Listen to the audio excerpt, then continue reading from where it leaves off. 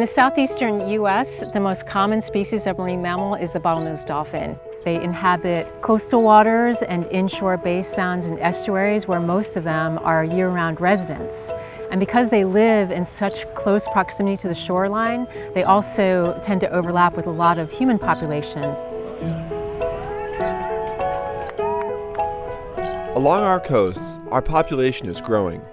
More and more people and boats are in and on the water. Dolphin tours are increasing in number and popularity. But we have to remember that these are still wild animals. So the question is, how can we watch these beautiful animals while keeping us and the dolphins safe? We're on a photographic identification survey of bottlenose dolphins in Sarasota Bay, trying to keep tabs on individual dolphins that we've known for years, in some cases decades. What we're finding is that the human interactions with these animals are increasing, both in terms of the frequency of interactions over years and the numbers of individuals that are interacting with humans. And it's a big concern.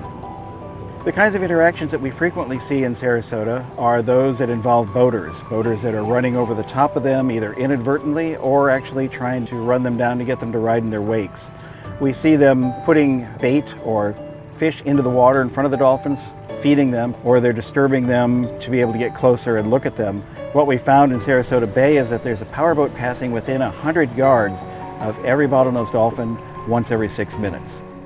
Dr. Wells and other scientists have recorded these observations, both positive and negative, and provided them to NOAA, which in turn developed a series of guidelines for viewing dolphins anywhere you might find them. There are many safe ways and responsible ways to view and enjoy dolphins in the wild. First of all, please don't feed wild dolphins. Not only is it harmful to feed dolphins in the wild, it's also illegal. And one of the reasons for that is because it teaches them to associate people with food. And they'll start going out to other boats and looking for handouts. Then they might start taking bait or catch from fishermen. There he is right there. Or we might have potential retaliation from fishermen who aren't too happy about the dolphin taking their fish, and understandably so. Another thing that we suggest is that you view them from at least 50 yards away, or use binoculars if you want to get a closer view.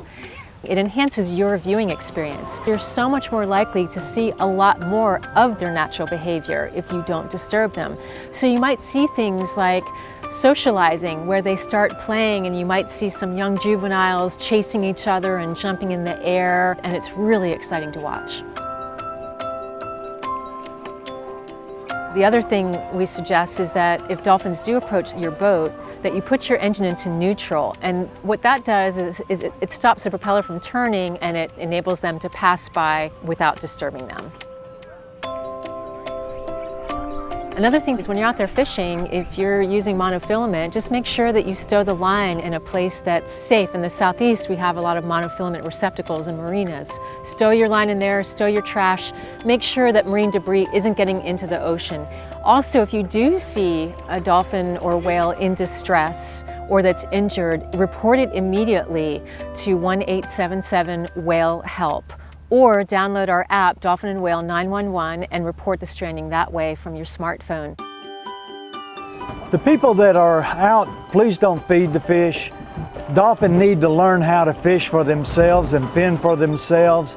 And what they do is they learn that, oh, there's a boat that's going to feed me some fish. So it hampers the fishermen in their fishing. So please don't feed the dolphin. Got him again. It's absolutely imperative to just enjoy our viewing by gently approaching them, by not disturbing them with loud engines, thrusting, getting on top of them, disturbing their breathing cycles, distressing them in any way.